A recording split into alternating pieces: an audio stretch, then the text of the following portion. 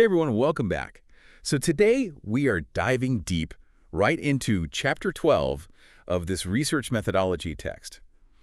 We're going to explore three advanced quantitative techniques, and I think you guys are going to find them incredibly useful. Absolutely. Now, I know what you're thinking. Advanced quantitative techniques. Like that doesn't sound like, like Deech reading or anything. Right. But trust me on this, okay? These techniques, they have some serious power to unlock these really cool insights from data, and not always in the ways that you'd expect. Yeah, absolutely. And, these aren't just sort of abstract statistical tools. We're talking about methods that can completely change how you understand, like customer behavior, employee motivation, even how diseases spread. So let's jump right in. Let's start with market basket analysis, MBA, as it's often called. And you've probably encountered this without even realizing it. Think about when you're at the grocery store. Right. And you see those little recommendations like, people who bought this also bought that. Exactly. Classic example. Yep. But what I think is really fascinating about market basket analysis is it scales way beyond just those simple associations. Like imagine applying it to, say, understanding the relationship between symptoms in those complex medical cases. Oh, wow, yeah. Or even like predicting when equipment's going to fail in industrial settings. That's a great point. The text actually mentions this really interesting example of how researchers used MBA to study food allergies. And they ended up finding that certain allergens tend to show up together in people, so like chicken and eggs or mushrooms and milk. And here's the thing. It wasn't just some, random correlation. It actually this is wild. It actually led to further investigation into shared proteins and potential cross-reactivity in the immune system. Yeah, and that's a perfect illustration of the power of MBA for something called inductive theorizing. You basically begin with this data set, maybe not even having a specific hypothesis, right at the forefront. And then you let these patterns sort of emerge from the data. And then those patterns, they can point to entirely new research questions and even completely new theories, right? Ones that you wouldn't have even considered before. That's so cool. It kind of reminds me of that example from the text about the car rental company. Yeah. They were using MBA to analyze customer interactions, and they found out that certain phrases that were being used by their customer service agents were actually linked to whether people picked up their reserved cars or not. It's amazing, and they didn't even set out to study that, which I think is, It's like they stumbled on it totally just by looking at the data. And the best part, they didn't even stop there. So they actually did this follow-up experiment to confirm that by using those specific phrases, it actually made a difference. People really did pick up their cars more often. Yeah. It's like this perfect example of how, MBA can unearth these hidden profit drivers for a business just hiding in plain sight. Wow. That's really incredible. So it's not just about understanding, okay, these things are related, but also using that knowledge, those insights, to make better decisions. Yeah, right? Absolutely, yeah. Whether it's improving like customer service or even developing more effective allergy treatments. Exactly. And that's where the real power of all this lies. It's not about the numbers themselves, right? It's what those numbers are actually revealing, like about underlying systems, the processes, and how we can actually use that knowledge to make a real difference in the world. Yeah, totally. Okay, so we've talked about uncovering these hidden patterns, but what about actually capturing the dynamic nature of human experience? That's where experience sampling methodology comes in, right? ESM. ESM. All about capturing the ebb and flow of like our everyday experiences as they're actually happening. In real time. In real time, exactly. Yeah. So instead of relying on someone's memory, which, let's face it, can be a little fuzzy sometimes. Yeah, a little fuzzy, a little biased, maybe not totally accurate. ESM gathers that data on their thoughts, their feelings, their actual behaviors in the moment. It's like the difference between getting a faded postcard versus having like a live video chat with someone. I like that. And, the text mentions that there are these three main ESM protocols. So you've got interval contingent, and that's where people are answering questions at like set times every hour, let's say. Right. Then you've got event contingent, where they respond only when a very specific event happens, like say, I don't know, after a work meeting. Exactly. And then there's single contingent, where a device will actually prompt them at, random times throughout the day. Yeah, and the choice of which protocol to actually use really comes down to, what's the research question? So you're interested in something that's happening a lot, like mood fluctuations throughout the day, interval or signal contingent might be the best way to go. But if it's, something rarer, maybe like those aha moments that entrepreneurs have, then you might want to go with event contingent. And this focus on real-time experience it's really crucial for understanding how entrepreneurs make decisions, especially in those early stages when everything's moving so quickly. Mhm. Because let's face it, if you ask an entrepreneur 6 months later to describe a past opportunity, there's a good chance. I mean, they may not remember all the details. They Right. might even be unconsciously, I don't know, kind of reshaping the story to fit a certain narrative. Yeah, yeah, totally. And this is where ESM really shines because it helps us overcome those like pesky memory biases that can sometimes really distort traditional survey research. Yeah. It gives us this level of what we call ecological validity that's tough to get with other methods because we're basically studying people in their natural environment, Yep. right? Getting closer to the truth of their actual lived experience. And that's so valuable, right, for researchers to be able to do that. But the text also talks about how ESM allows us to sort of separate what's unique to an individual from what's happening in the moment. Exactly. He's like Yeah. figuring out, is this person just, constantly a glass half full kind of person? Or is their mood right now just because they totally aced that presentation today? Right, right. That's the distinction between what we call between person and within person variability. Understanding the difference there can be incredibly powerful. So, for example, let's take the concept of fear of failure, Right. right? From a between person perspective, we might assume that entrepreneurs that have a high fear of failure, that they're less likely to be successful. Right. But what if? What if within a single entrepreneur, fear of failure is actually what's driving them? What if it's motivating them to work harder and to avoid potential pitfalls? Interesting. ESM can actually tease apart these nuances and give us this much richer understanding of how these dynamics actually play out in the real world. Yeah, totally. It's not just about generalizing across, groups of people. It's about understanding the individual and how those variations within that individual might change depending on what's going on around them. It's such an important point. And that kind of leads us to our final technique for this part, which is one that actually embraces this whole idea of uncertainty and context, and that's Bayesian analysis. Bayesian analysis, yeah. Now, I know this one might sound a little intimidating at first, but I promise it's actually pretty elegant once you kind of wrap your head around it. Right. So imagine you're a detective, right? You're trying to solve a crime. And you start with an initial hunch, maybe based on your experience or some like preliminary evidence. But as you start gathering more clues, you start updating your beliefs about what happened. That is such a good analogy. Bayesian analysis really is all about that. Updating what we believe as new information comes to light. It recognizes that, our understanding of the world is constantly evolving. It should evolve as we encounter new data. Exactly, exactly. And the text gives the example of drug testing accuracy. Right. So even a test that has a very high accuracy rate, it still needs to be interpreted in the context of how common drug use is in the overall population. Right. It's like finding, a sparkly unicorn toy in your house is way less surprising if you know there's a 5-year-old living there Right, than exactly. if you live by yourself. Exactly, yeah. So it's like it highlights the importance of prior knowledge, right, which is a key component of Bayesian analysis. And that's something that kind of sets it apart from, traditional like frequentist statistics, which often will just kind of ignore prior information. Bayesian analysis allows us to take what we already know and incorporate it into our analysis. Okay, that makes a lot of sense. So it's not just about the data that's right in front of you, but it's about using like your existing knowledge to inform your conclusions. Just Sure. like that detective, uses their experience to interpret clues. Exactly. And that can be incredibly valuable, especially in fields where we already have a ton of research to draw from. That's a great point. The text uses this really, really cool example of a multiple linear regression that's predicting job performance to illustrate how this actually works in practice. Yeah. And they even point out that Bayesian analysis, it's especially handy when you're dealing with complex models or smaller sample sizes, which can sometimes be a little bit tricky with traditional methods. Yeah, it's all about getting the most complete picture possible. So instead of just getting like a single point estimate, Bayesian analysis will actually give you like a full probability distribution of parameter values.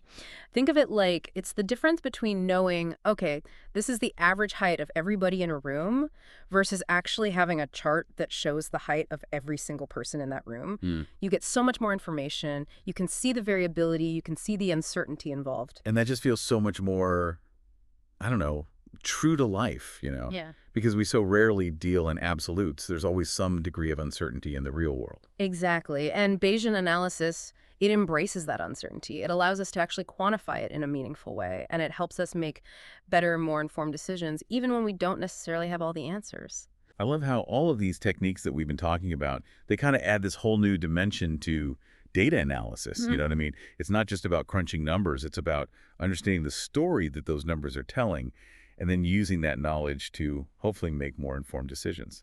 Absolutely. And that's what makes this field so incredibly exciting. There's always something new to learn, always new connections to make, and all this potential to use data to make a real positive impact on the world.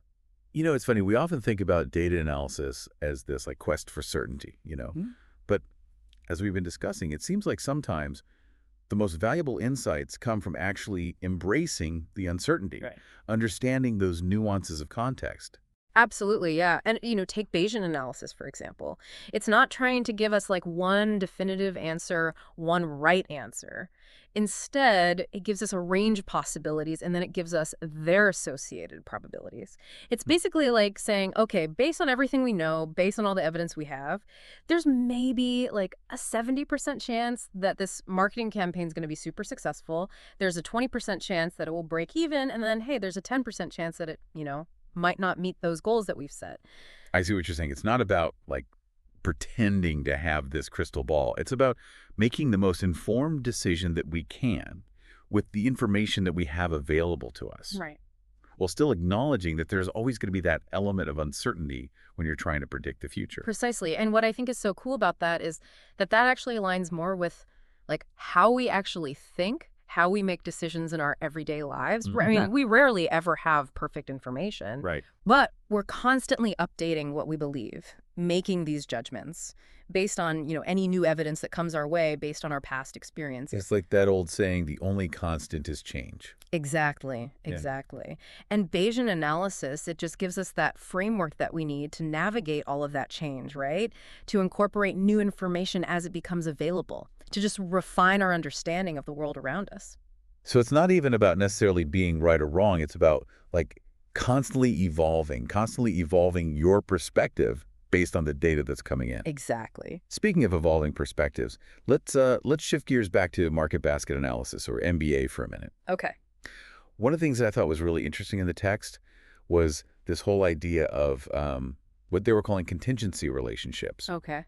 Essentially, it's about how the relationship between two different things, it might actually depend on other factors. Right, right. It's all about understanding those it depends situations, Exactly. which, let's face it, they happen all the time in real life. All the time, yeah. For example, you might find that, like, okay, there's a really strong relationship, there's a strong association between people who buy coffee also buying pastries, let's say, at a cafe. Right. But that could totally change depending on, what time of day it is, Oh, that's true. or what the weather's like, or even just someone's mood. I get it. It's like saying, okay, everyone who buys sunscreen also buys a beach towel. Right. Well, yeah, maybe. That's probably true, I guess, for a lot of people. Yeah. But not if, you're just stocking up on sunscreen because you work as a lifeguard. Right, exactly, exactly. And that's where market basket analysis, it really comes in handy because it allows us to like uncover those dependencies, those hidden ones, and understand, okay, how might these relationships change? How might they change based on all these different factors, all this different context? And having that understanding, that's what allows you to make those really accurate predictions and then tailor your strategies to like fit that. Yeah. And the text used the example of employee benefits. Oh, yeah, good example. To kind of illustrate this point. Yeah. And they were basically saying that, by analyzing which benefits employees choose, like together, in combination, companies can gain some really like rich insights into their needs, into their preferences. Of course. Yeah. But then they can also identify, okay, are there any potential dependencies there based on different factors like someone's age, their family status, even their specific job role.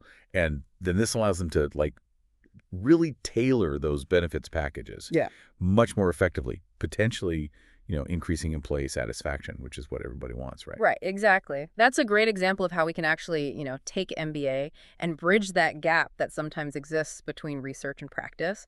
It's Yeah. not just about like, oh, we found this correlation. It's like, okay, well, what's the why behind that correlation? Yeah. And then how can we use that knowledge to make a real tangible difference in people's lives? I love that. It's about like moving beyond those simple assumptions, right? Yeah. Embracing that complexity that is inherent to, human behavior.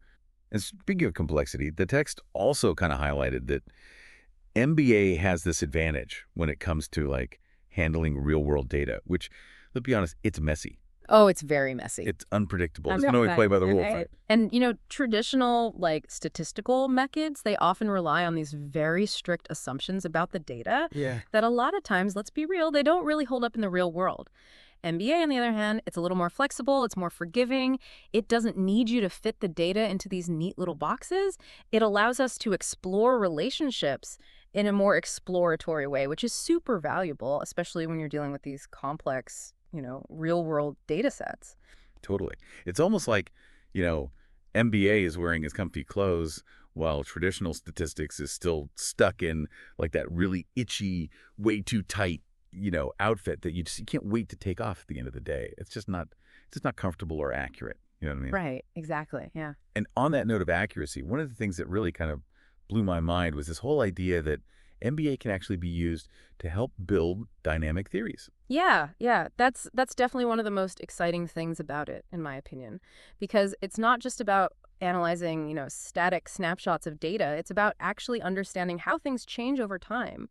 So, like, imagine being able to track, I don't know, like customer purchasing patterns over months, over years. Bro, yeah. And then using that to actually build a theory about how brand loyalty develops or how do consumer preferences shift in response to, big external events. So it's like being able to press rewind on the data, and then replay it. You can actually see, okay, how did these different events influence each other? Mm. And how might those patterns change over time?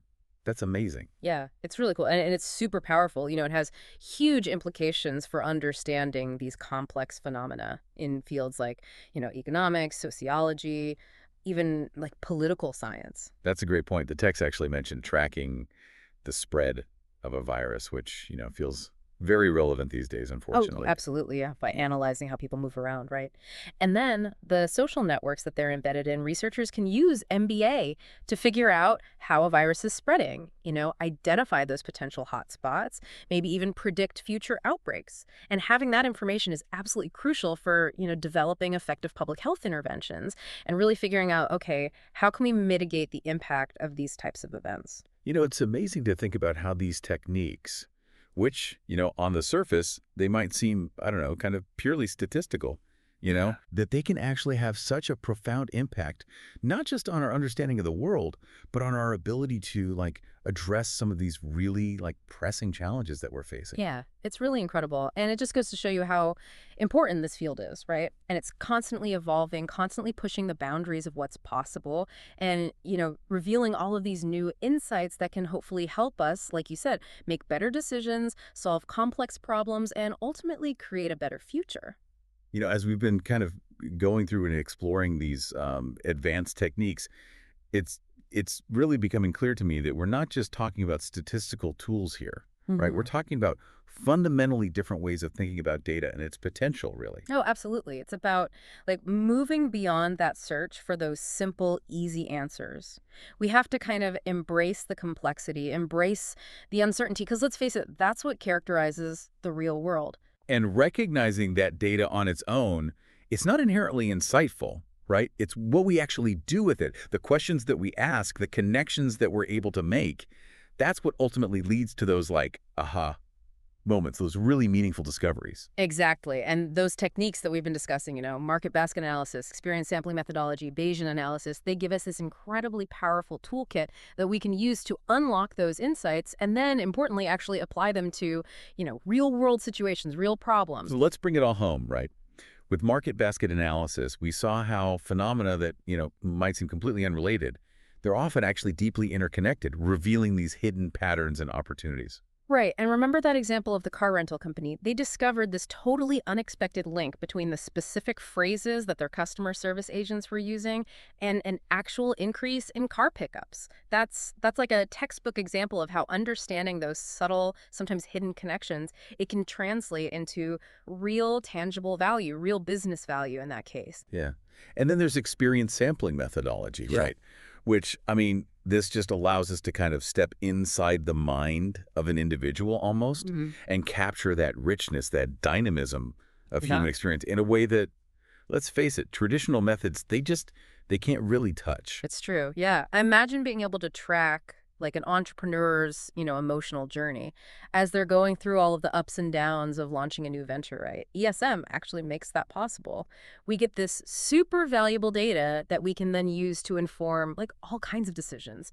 Everything from how we develop our products to, how we create those employee training programs. And then, of course, we have Bayesian analysis, this technique that just, it leans into that uncertainty, right? Embraces it. It allows us to take what we already know, our prior knowledge, Hmm. and actually incorporate it into those analyses, which then leads to more, nuanced, more context-aware interpretations of the data, right? Yeah. It really is. It's like, think about it like this, okay? It's the difference between, let's say, you're trying to navigate a new city that you've never been to before, and you're relying solely on a map, right? Versus you also have, some local knowledge. You have recommendations from someone who's actually been there, who's lived there. That's what Bayesian analysis does. It brings in that extra layer. That's a great way to put it. And, I think what's most exciting to me about all of this is that these techniques, they're not limited to any one specific field or industry. They really have the potential to completely transform how we approach problems and make decisions in like all these different areas: healthcare, education, marketing, finance, you name it. Oh, totally. Yeah. Like imagine using MBA to tailor educational materials to the way that an individual student learns best, Yeah, right? yeah. Or using ESM to get a much deeper, richer understanding of patient experiences in a hospital setting. I mean, honestly, the possibilities, they really are kind of endless. That's such a great point. So as we wrap up this deep dive, I want to leave everyone with this final thought. Mm. Given, how much data is out there, and it's just increasing exponentially, right? Oh, yeah. And given the power of all of these advanced techniques that we've been discussing today, what new discoveries might be waiting for us in, your field of interest? What hidden connections are out there just waiting to be uncovered? What about, what human experiences are waiting to be, truly understood for the first time? And I guess most importantly, what new perspectives could we gain if we all just kind of embraced this more nuanced, this more context-aware approach to data analysis? I think it's a really, really exciting time to be doing this work. It absolutely is. So keep asking those questions, keep exploring, keep pushing those boundaries Hmm. because the future of data analysis, it is bursting with potential. And it's Mhm. up to all of us to harness that power and then use it to really make a positive impact on the world.